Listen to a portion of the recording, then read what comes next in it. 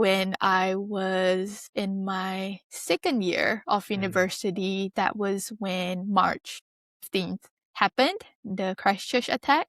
And I was in Dunedin. Obviously, I was alone, and I feel like as I'm speaking about it, parts of my brain has blocked out the events of the day or the events of the week. But I do remember walking home from university and checking my phone, and suddenly there were like tens WhatsApp messages coming in. Arina, are you okay? Arina, are you okay? Arina, are you okay? And then my mom was calling me and everything. And I think I didn't realize because I was listening to a podcast on the way home, something like that. And so I was just so confused. And then that's when I found out that, there was a Christchurch mosque shooting. And I didn't really understand the impact of it yet, because obviously, you're kind of in shock. Yes. But something that we were in a group chat of Malaysian girls, and one of the sisters there said, stay in your rooms, close the curtains, hide. And this is because we don't know if what happened is just one incident. Yeah. It's a bigger thing where it's happening in multiple cities. And so that was when I realized, okay, I'm not prepared for this. This is just something that you just don't prepare for. But I did listen to her. I did turn off, shut the curtains. I was on social media a lot just to find out what happened. But that was when just the media keeps coming in, and I feel like I opened the parliament just waiting for Jacinda to talk about what happened. And I was on news, I was on social media, and I think that was a very scary time because we do have family members, family friends who live in Christchurch. So it was also about checking in on them to see if they're doing okay. While, I do not really want to talk about what happened because it's quite traumatizing, and also it might trigger some people. That was a time when I started questioning my version of Aotearoa in my head. I thought New Zealand was safe. I thought my parents sent me here alone because they thought it was safe.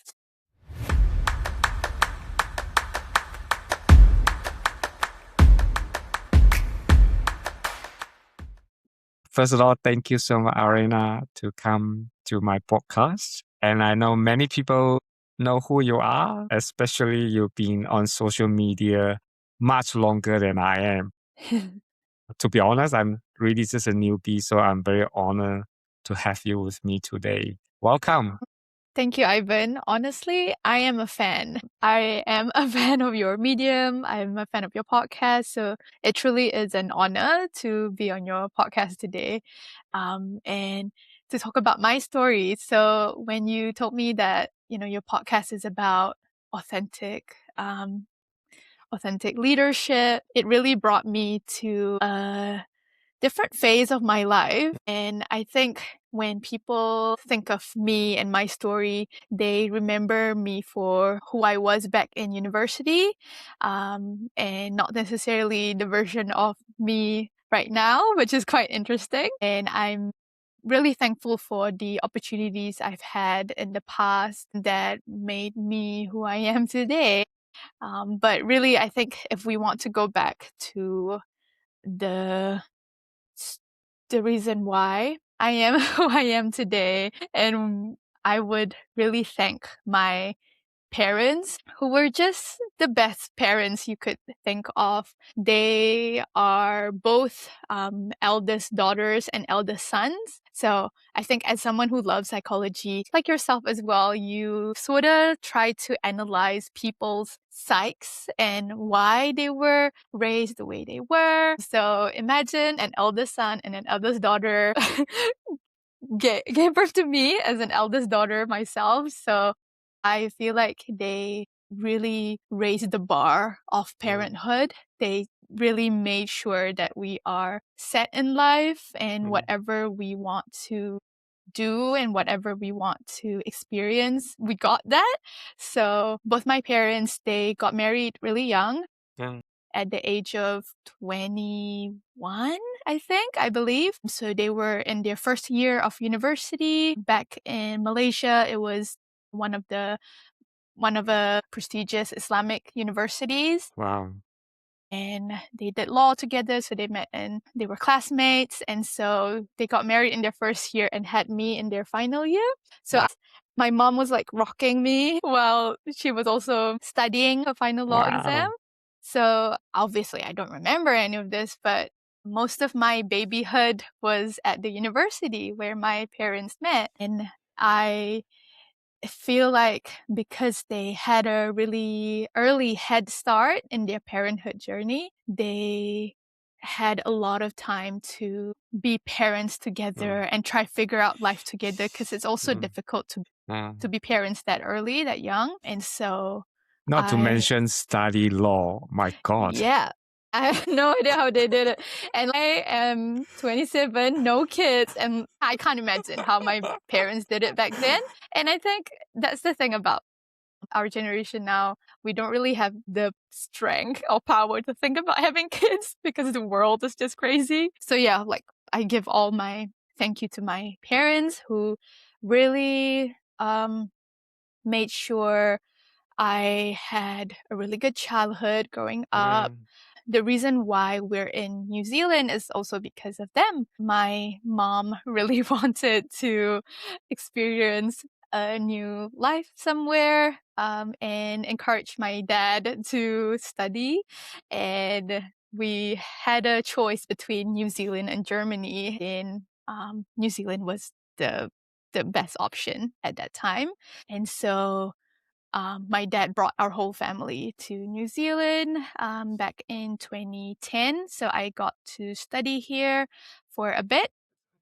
And then with my brothers, and we experienced school here. And that was my first time being in a multicultural space. I didn't really understand multiculturalism at that time. I didn't really understand too much about being different. I feel like I went into New Zealand as a very it's like pure mind, it's like children not knowing what was going on.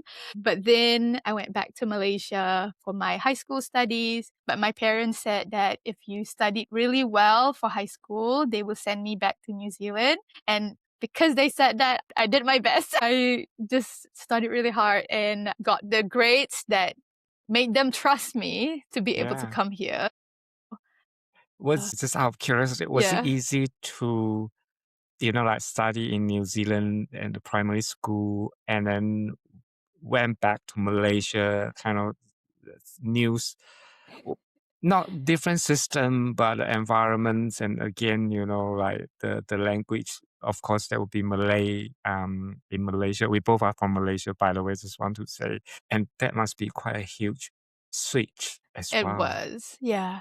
Yeah. I feel like I was prepared Mm, academically because Malaysia is quite advanced in certain aspects of education. Like maths, I was like one of the top students in New wow. Zealand school. But then obviously with language and stuff, I Mm, think it did take me a while to adjust. But I'm a creative person, especially back then as a child. So I really enjoyed like kapahaka. I really enjoyed dance. I really enjoyed reading, poetry. Yeah, those classes, handwriting classes. That was my favorite because I love wow. playing, writing cursive.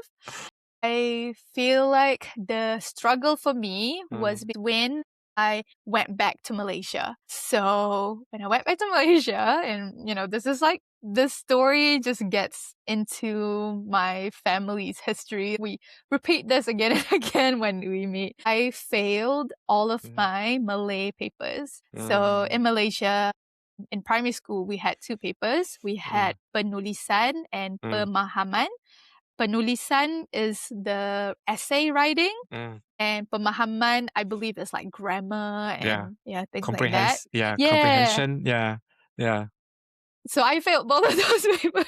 And it was difficult because I was in a good school and they dropped me from the first class to the third class. Well, There was 4 classes, so the Mm. second last class, and that's the thing about Malaysian education system. They rank you from you know what number you are Yeah. within your batchmates, and I just felt so bad. And I was only 12. To feel like you failed at 12 years old was a bit too much for me. I was going to say, because you don't understand, you didn't fail.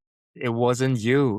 It was just a different environment suddenly being put into a very different set of skill required that you haven't even studied for. Exactly. I didn't learn how to write an essay in Bahasa Malay, Melayu, yeah. in Yeah. Malay. Yeah. And suddenly I had to be graded on it. But during my final year of primary school, I went to tuition. After tuition, I studied really hard. My parents really made sure that I didn't lose focus and I kept going, because the final year of primary school was important because it allows you to choose better high schools. So it's not like I don't think I had a choice. I had to study and do well, but I got straight A's out of it. Wow. You excel in such a short period of time. Like, Yeah.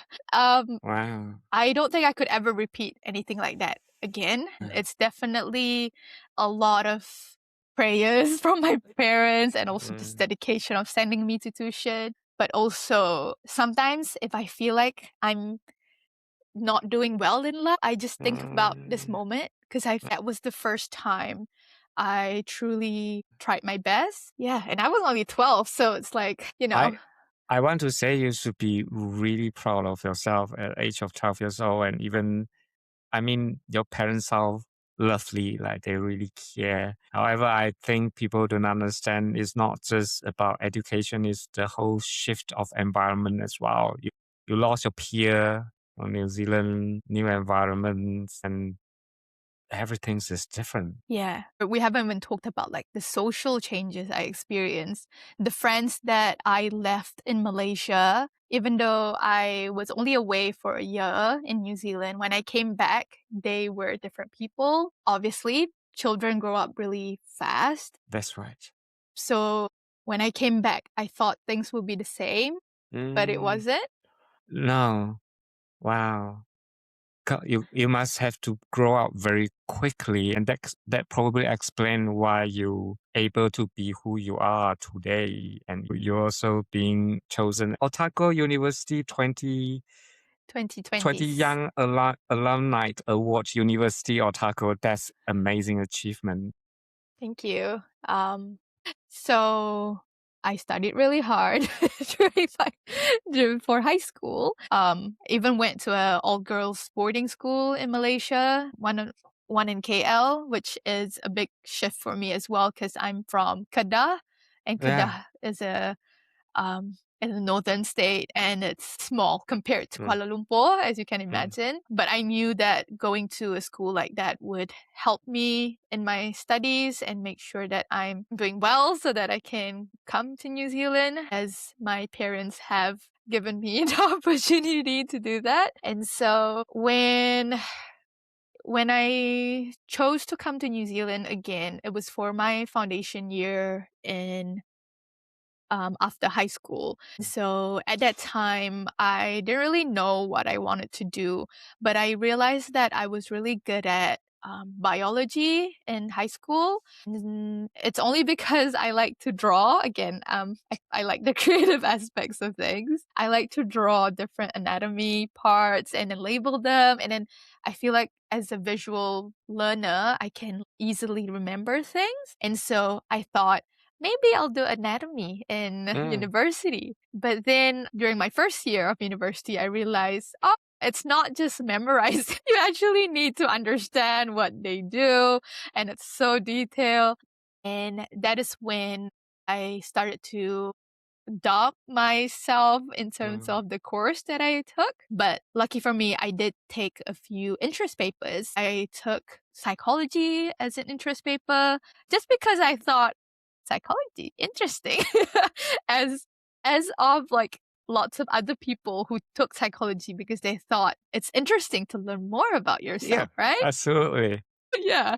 And as someone in the mental health space, I'm sure Yeah, you understand that as well. I also took gender studies, and this is quite interesting because gender studies is quite taboo in Malaysia. It's not that's right. something that people would take or allow their children to take. Absolutely. Yeah, but my parents, they were so supportive. They were like, this is the kind of education you can't get in Malaysia, so Wow. this is the chance to take it. And I remember feeling so scared when I thought that when I approached them to tell them, I think I need to change my degree. And because they are the ones paying for my degree, you know, think of it like they're my Yeah. sponsors, right? Yeah, and you don't want to let them down because if even though it wasn't like you fell, but it feel like you were letting them down. Yeah, because Yeah. they how they remember me was Arina who loves biology and wants Mm, to do anatomy and maybe be an anatomy lecturer in the future or something like that. When I came to New Zealand and I experienced adulthood by mm. myself, I feel like I had the freedom to choose what I want, and that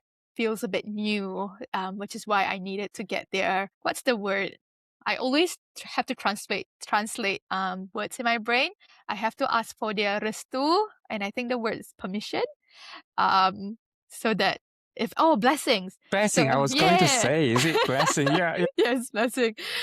Yeah, because I don't know, that's just how I roll as a Muslim as well. I feel That's like right. having my parents' blessing in the That's right. choices I make is quite important, so That's that they right. can keep me in their prayers and I can keep going in life. And also it's the respect as well, Yeah. like it's not just about you, it's a collective society. Even though you know you can make those decisions, however, you also want to keep them informed and make sure that they happy with your decisions in life too. So, and because we value ongoing relationships in a collective society, you really want that to be honored, like throughout your journey as well. So whatever that then, like you take, then they will keep having that blessing of your Mm. journey. Yeah. Yeah, that's true. Like in every choice I make, I feel like it just doesn't make sense if they're not part of it. Mm. I'm still like that too with like I'm still like that, so I know where you're coming from. Yeah. It doesn't really matter what age you are or what phase you are in life. Yeah, having your parents' blessing is very important. It's just like the things that you just don't get access to in Malaysia, and suddenly there's this wide range of topics to debate on, to discuss with your peers, to talk about with your lecturers. It was just so eye-opening to me, too much that it became my minor as well. So That's I amazing. truly enjoyed it. And then I realized, I love people. I like learning about people. Cultural psychology was one of my favorite papers at uni. But then again, I didn't really know what I wanted to do with it.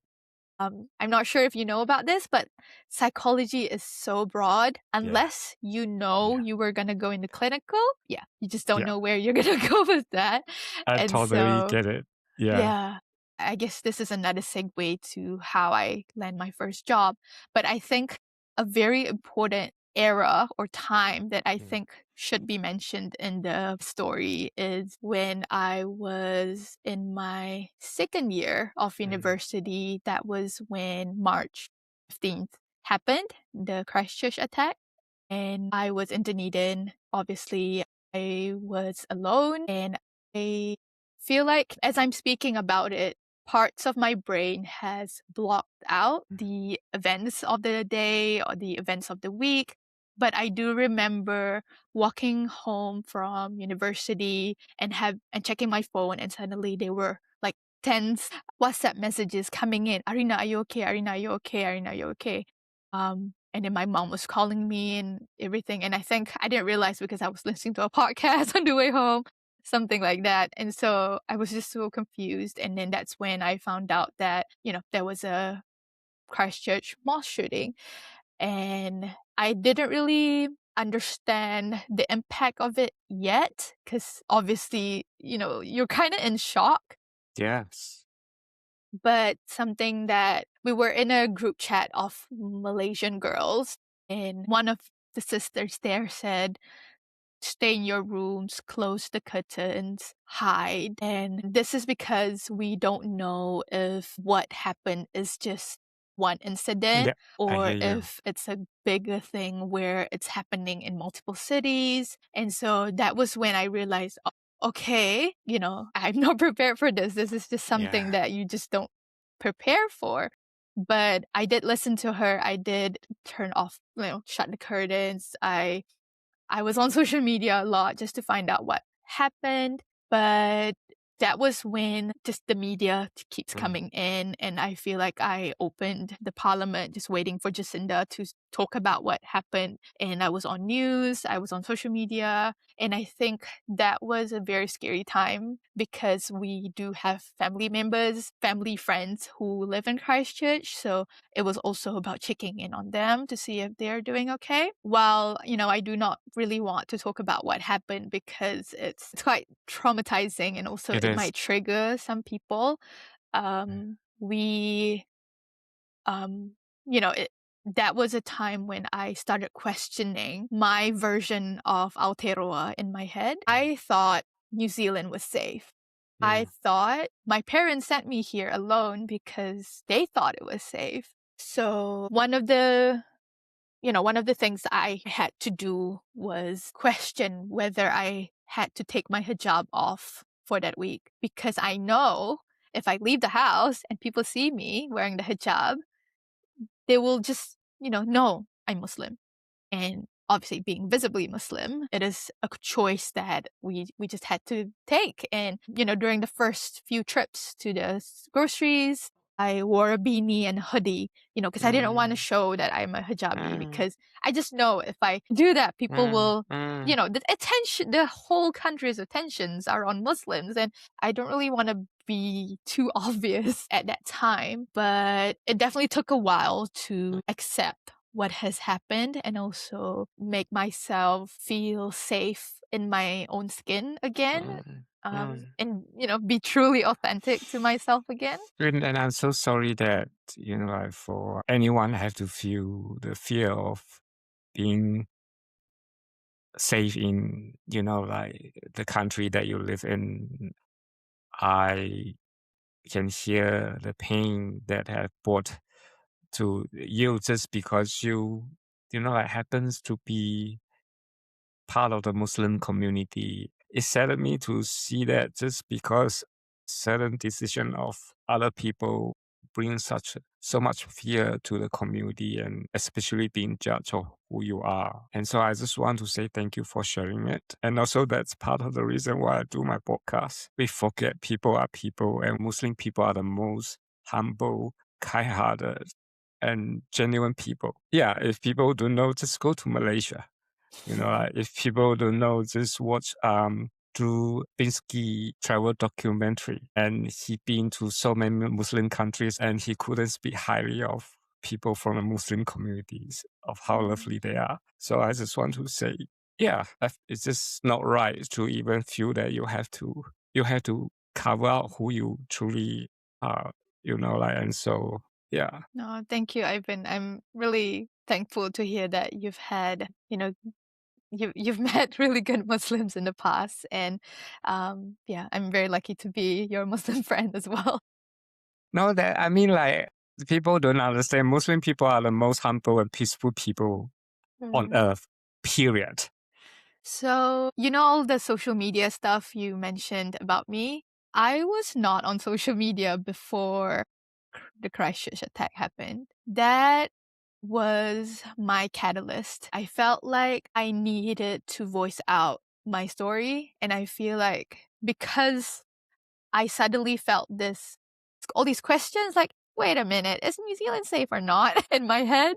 I feel like I needed to be out there and share my perception of New Zealand, my feelings about Aotearoa, especially as someone who has lived here as a child and who came back to New Zealand because she just loves New Zealand. I just feel like it was something I needed to do. So I remember changing my Instagram account to public. I remember, talking to people at university and they wrote articles about the Muslim community. I remember talking to, at that time, Education New Zealand, they had Kiwi ambassadors, and I sort of put my hand up and said, I'm kind of interested to do this. And they were happy to let me on, even though I was quite late on the cohort. And they let me share, like have a platform to share my experiences as a Kiwi ambassador. So be what it's like being a Muslim student in New Wow. Zealand. And to me at the time, I felt like it was something I needed to do because I have been hiding in my shell.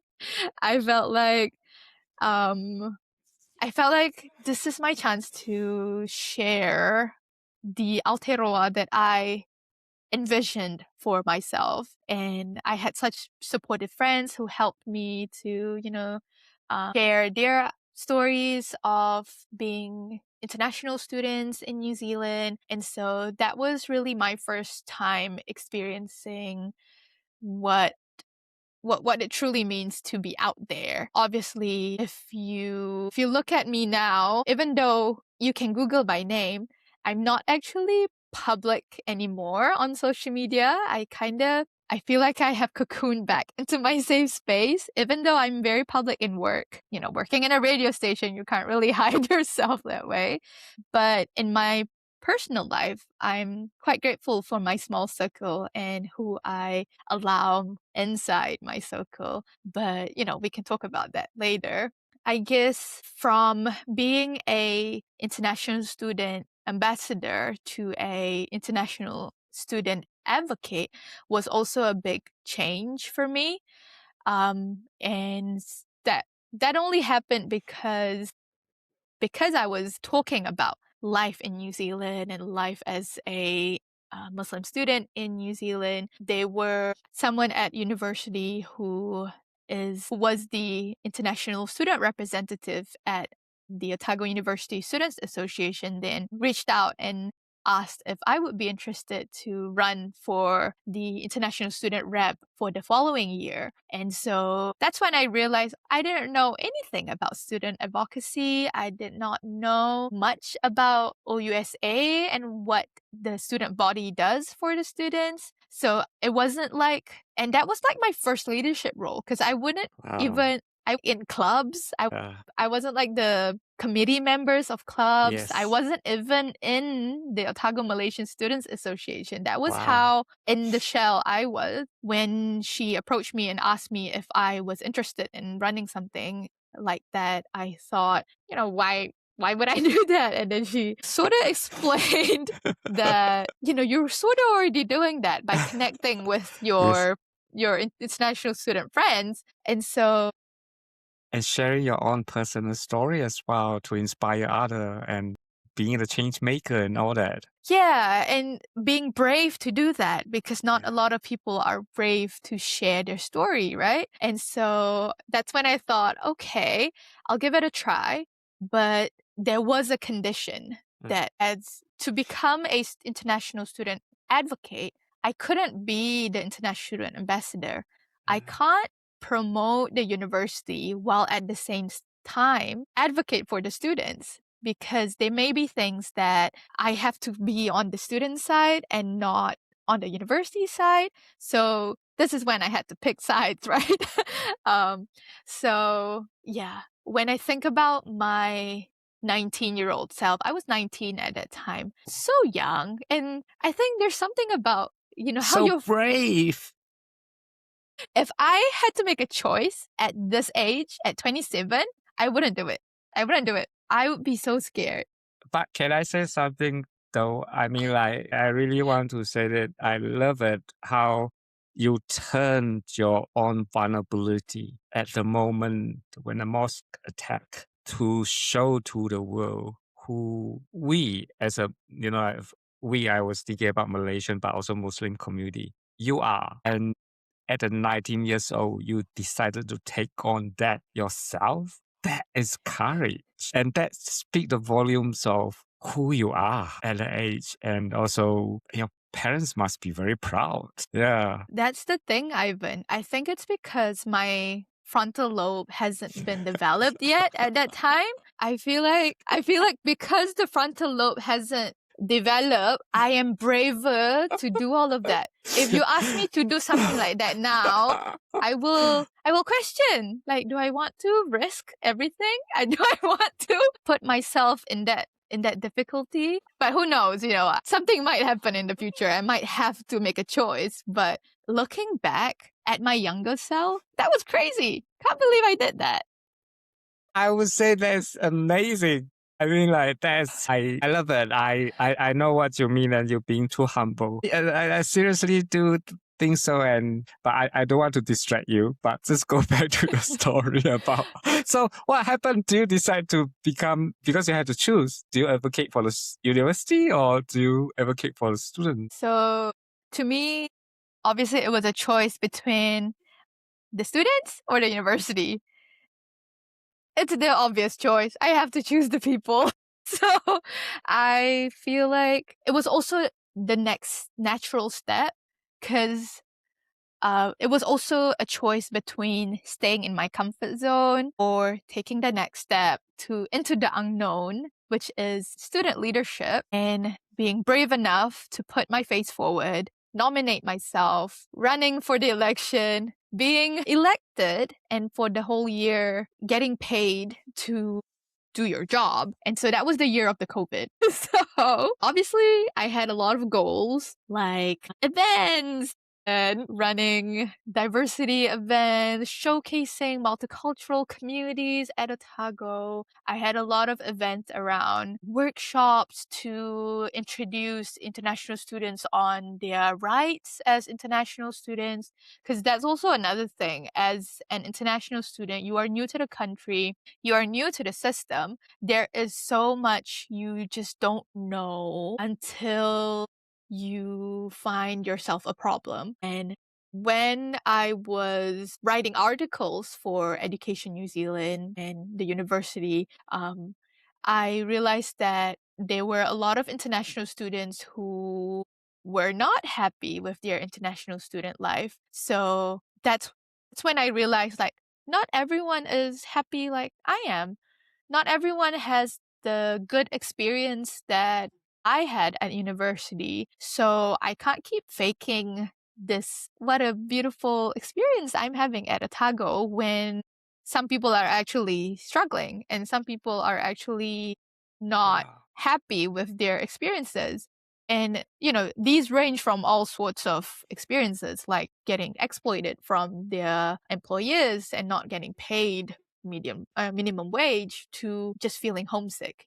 And so that was the reason why international student rights was my main goal. Like, I need to achieve this. This is something I really want to do. And that was what I put in my manifesto, and something that I really wanted to achieve that year. But again, COVID, lots of the things I wanted to do just completely became reprioritized. I had to advocate for the students who were left outside the borders, who are waiting for confirmation to come in. There were also students who were stuck in New Zealand, who couldn't leave who couldn't leave New Zealand to go back to their home country. There was also the questions around, can international student fees be reduced, because they were not getting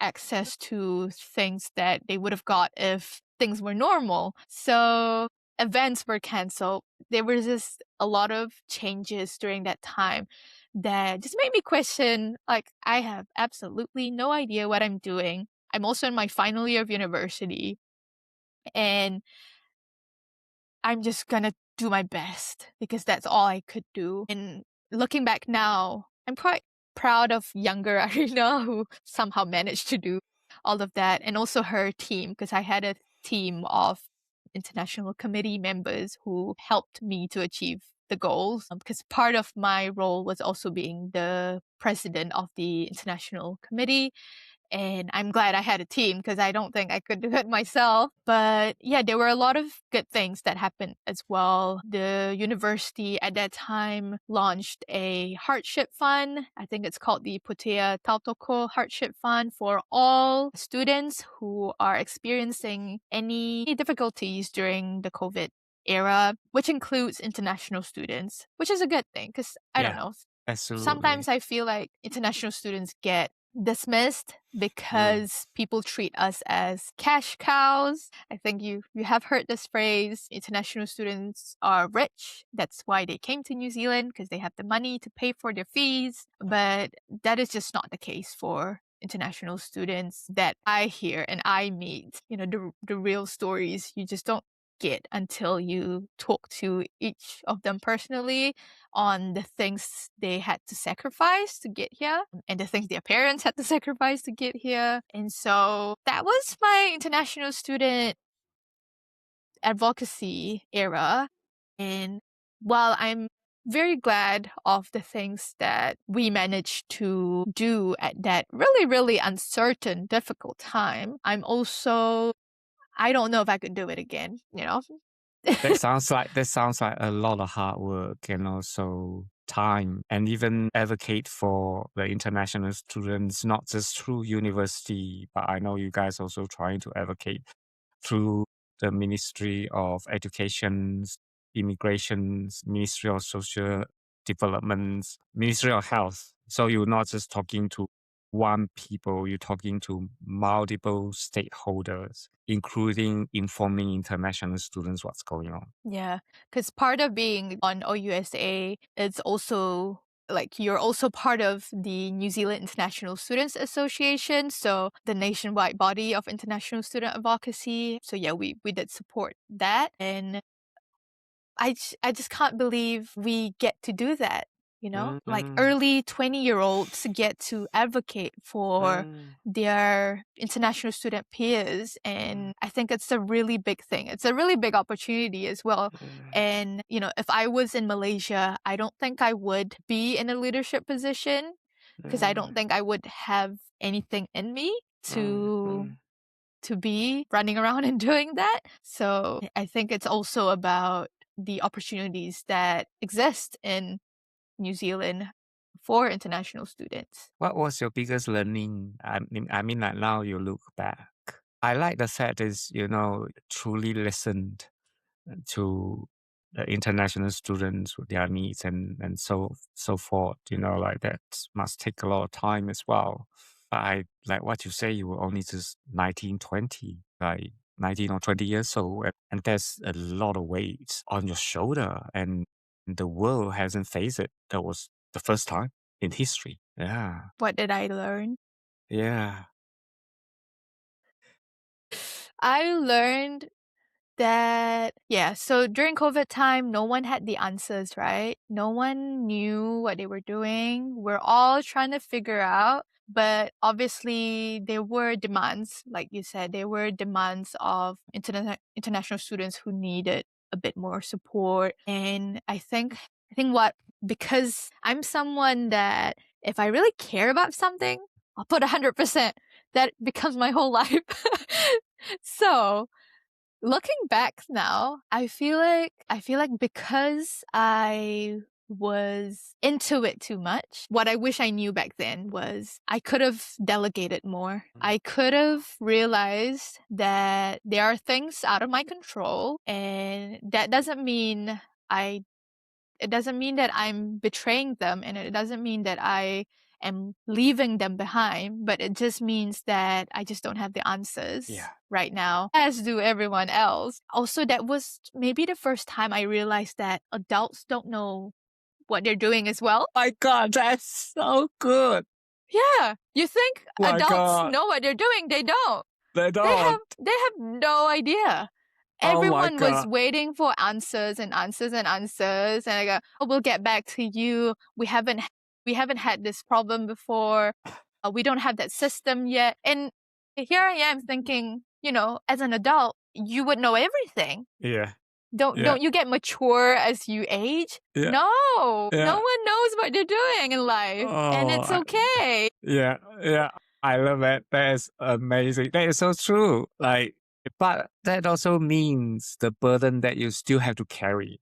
It doesn't mean that then just because someone do not have the answer and then, oh, okay, then you also drop the burden. You still have to carry that burden. Yeah, guilt is a big one. Wow. As a leader at that time, when I feel like I don't have an answer to give to people, I feel so guilty. I feel like I need to do something about it, even though I can't do anything. Yeah, exactly. And that is something that I was not prepared for because, again, it was my first time leading an organization or a group of students. So I was not prepared for that kind of leadership experience.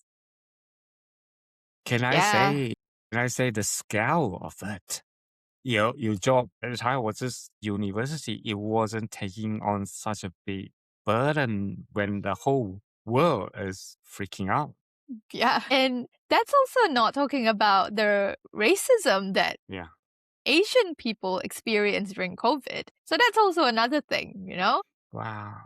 It must really push you to grow up very fast. I mean, like you already grown, don't get me wrong, like you've been through a lot, but that kind of set another whole new trajectory of how you see the world as well. Yeah. When you say I grew up fast, I used to think of it as a very negative thing. Like, I Mm, didn't really have a childhood. mm, And I feel like sometimes people use that phrase to blame their parents. mm, Like, oh, you didn't let me be a child long enough, and I have to adult really mm. fast, and I have to experience all these hard things without you guys. But looking back now, as But that have 27-year-old, but that have nothing to do with your parents, that the pandemic and all that. it was sort of their fault for leaving me in New Zealand by myself. Okay, if I want to shift blame, I could I hear blame them, you. I hear you. I hear you. but Yeah. I choose not to. When people ask me when my prime is, that was my prime. Yeah. 2019, 2020 was my prime. Yeah. I'll probably never experience something like that ever again. Who knows? But like, I feel like I that. I going to disagree. I think God have a plan. Like at the age of 12, put you in a situation where you have to raise out of the occasion, and then the mosque attack. You raise out from that occasion again, and then when you become president of the student body, and then that happened again. There is a common thread. Yeah, until it stopped, for a bit. Until I had my first job and I just stopped focusing on all of that. But yeah, like the awards that you mentioned, that was back then. That was during university time, which I am so thankful for cuz I don't think I want to be that busy anymore as well. Yeah, I yeah, feel like I'm so zen right now with the yeah, choices I yeah, make in life. yeah.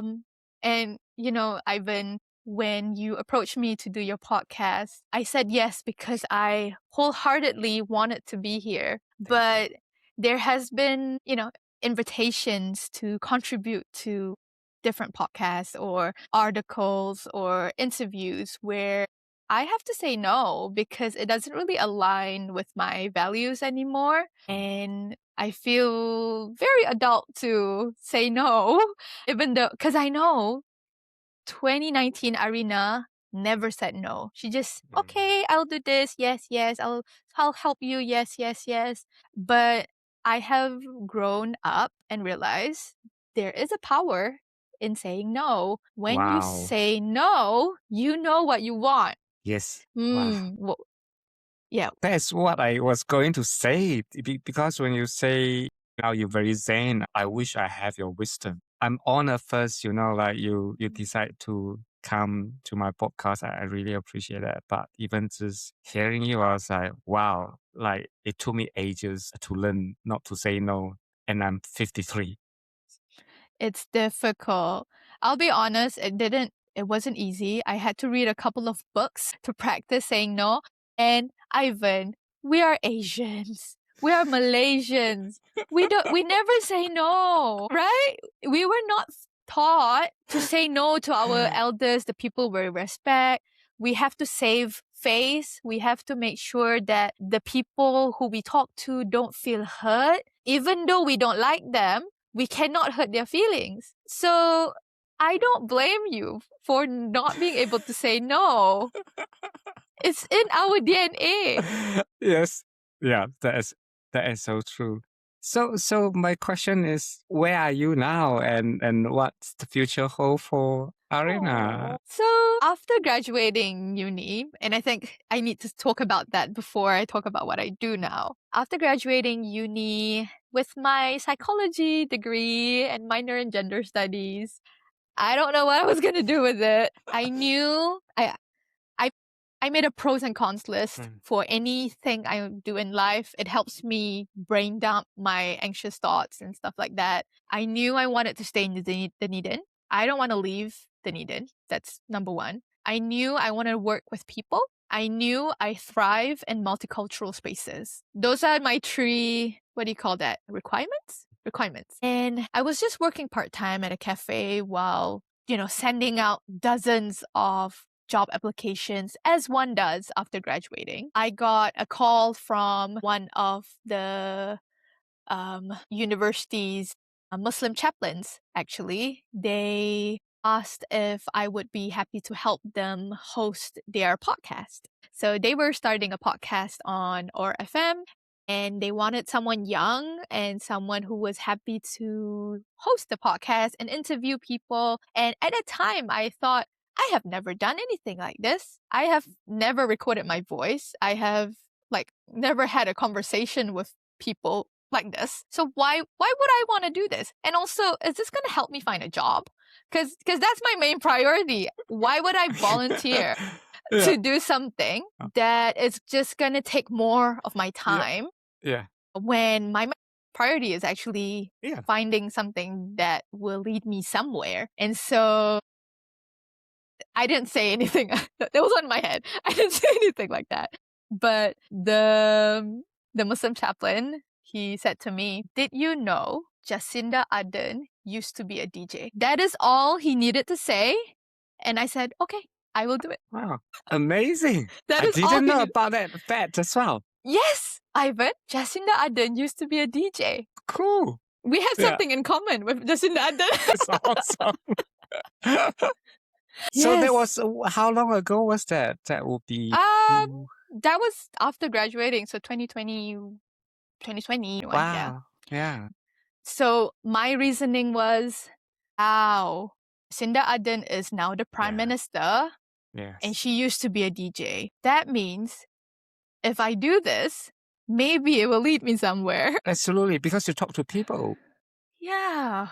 Meet people, and absolutely. Yeah, I'm really glad he said that, because if he didn't, I wouldn't have said yes. I would still, I'll still be in my head thinking, is this worth it? And so when I went to the station, I introduced myself, and suddenly I work there now, and it's been 5 years. So Awesome. that's the time jump. So my role at ORFM now is to support young people and also the multicultural community to talk on the radio, to share their voice, to create podcasts. Looking back, I did not realize a job like that exists. Just thinking about my psychology graduate time when I'm looking for a job and thinking about what I want to do in life, I did not realize that this was a path that I could take, and a path that would make me feel so fulfilled every day, because I get to meet all these people and I get to work with them, and I get to see how nervous they were in the beginning, and then go through training sessions, and suddenly they've recorded their 100th episode. Wow. And what I love about my job is I work with all sorts of people. Our youngest broadcaster is 8 years old. There's 15 languages being shared on the radio. Wow. So I'm around diversity, which is exactly what I wanted when I was thinking about my job, because I can't imagine working in a place where it's not diverse. I feel like I'd be shriveled and my cup will be dry if I was not around diverse communities. That is why I love what I do now. I've been in the job for 5 years. I do support other organizations in little ways. Like, for example, I'm on Authenticity Aotearoa as a trustee. I support Youth in Philanthropy as a member, but also update, like coordinate their podcast and some other little things that I do. But as for right now, I'm quite happy with where my life is at. I don't feel like I need to put myself out there anymore because the opportunities that come to me come when they need to. I don't feel like I have to grab them anymore. I might need to back then, but right now, if someone needs me, they will find me. And I love that. I love that somehow you just get connected with wonderful people like yourself, and it's just really great to see myself grow up as well. Because again, yeah, just thinking about how I was back then as a 21-year-old is very different to how I think now as a 27-year-old. And I will always blame the frontal lobe for changing the way I think now.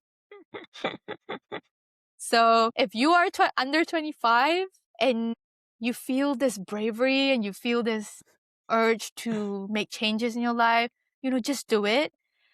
Because I feel like, yeah, you take more risk when you're young, right? And I wish that that kind of bravery is still within me if I am ever in a position where I have to make choices like that in the future. And also, I felt like you have done so much in such a young age. And you also come to a place where you know you do not have to prove to the world who you are anymore. And I also felt like you have seen things that probably at the age of 20 you shouldn't have. Even that is a huge responsibility. And you're still contributing. You contribute in a way that you know you can make a difference in people's life in the most genuine manner that you know is empowering and also align with who you are. And I thought that's very beautiful and very wise, to be honest. I usually ask all my guests these questions. What would you say to your younger self if you can go back to a point of your life to say something back to Arina? And yeah. Yeah, and what a wonderful question because it summarizes the conversation we have today as well. I would tell my younger self that it's okay that you haven't got everything figured out. Just keep doing what you're doing because the opportunities will come to you. The right opportunities will find you. And you do not need to prove yourself to people who you wouldn't take advice from.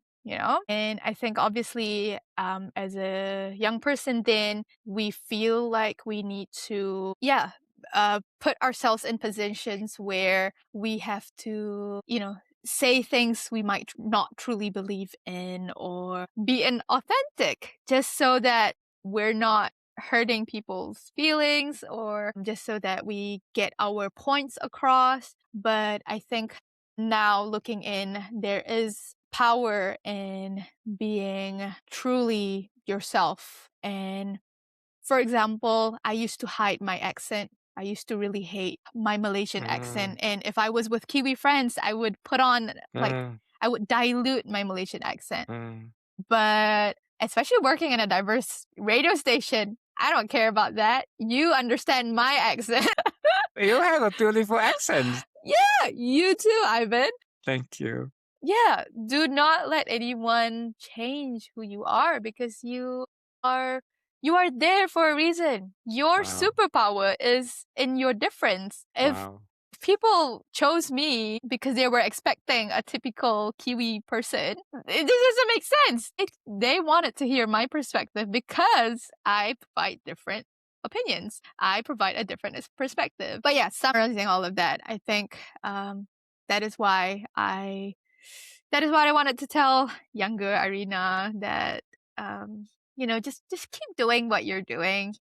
If anyone questions you and what you think you should do, talk to your parents because they know the best. They do.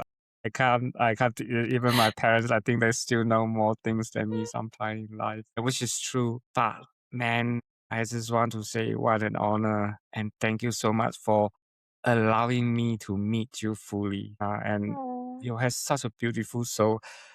I I couldn't wait to see what future hold for you. I know there's more to come. But I first I just want to say terima kasih and Aw. also selamat malam because I know you're going to Yeah.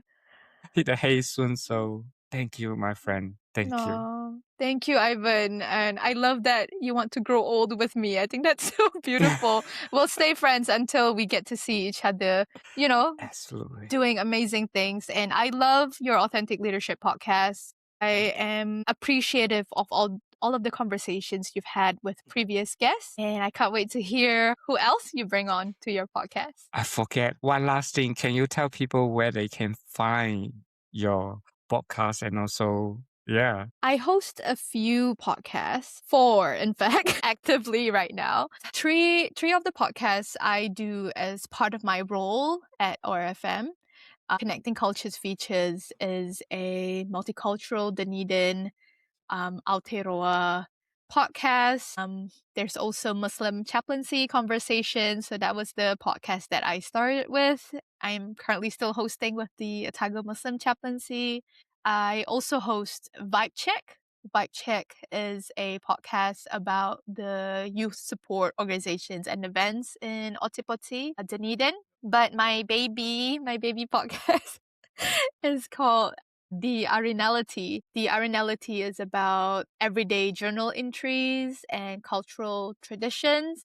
wow. And it is the podcast that I started with at ORFM as a volunteer before I got the job. So I, I feel like I'm more honest there as compared to the other podcast because obviously with the other podcast, I'm wearing my ORFM hat. That's But right. on the Arenality, it's just me, my thoughts, my story. Sometimes there are interviews with other people, but we all talk about the same things. We talk about how cultural traditions and spirituality and faith and the things that you grew up with helps you in this everyday things like taking care of your well-being and also the choices you make in life. And I love that the Arenality is about everyday journal entries because when I talk on the podcast, I feel like I'm journaling to Yes. people who Yeah. are just listening. Wow. Um, yeah. Oh, but they can find everything on Spotify, Apple Mm. Podcast, but also on OR FM, Otago Access Radio. I'll put a link below on the description as well so people can find you. And Oh. thank you again, my friend. And No, yeah, thank you, Ivan. You are the reason why I said yes to this conversation is because I know that you will hold my story with care, and I really appreciate that. You do this. This is just a really wonderful thing that you do, and I really want you to keep going. thank you. Likewise, especially coming from you. Oh my God, you have years of experience. Like you're a wonderful interviewers. People haven't listened to your radio, and I encourage everybody to. And thank you. Thank you.